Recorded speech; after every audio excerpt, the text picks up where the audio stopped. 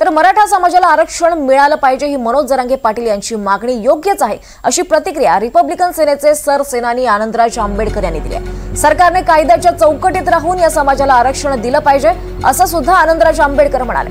तर पाठिंबा देण्यासाठी 2 दिवसात जरांगे पाटील यांची भेट घेणार असल्याचंही ते म्हणाले।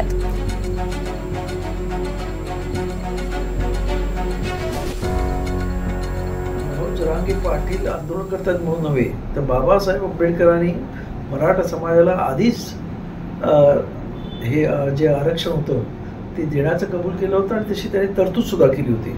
दुर्दैवानं त्या काळामध्ये मराठा नेत्यांनी ते घेतलं नाही आणि त्यामुळे आज काही मोजकीच मराठा घराणी ही सत्तेवरती आहेत आणि ते सत्ता आणि संपत्ती अत्यंत ताकदवान झालेले आहेत। वेगवेगळ्या प्रकारे म्हणजे ते शिक्षण सम्राट आहेत, ते साखर सम्राट आहेत, परंतु मराठवाड्यातला आणि इतर ठिकाणचा जो मराठा आहे त्याची अत्यंत दयनीय अवस्था आहे आणि त्यांना आरक्षण मिळालं पाहिजे ही आमची भूमिका आहे आणि बाबासाहेबांनी पण ती भूमिका घेतली होती आणि त्या भूमिकेचा आम्ही म्हणजे बाबासाहेबांनी जे सांगितलं त्याला आम्ही फॉलो करणारी मंडळी।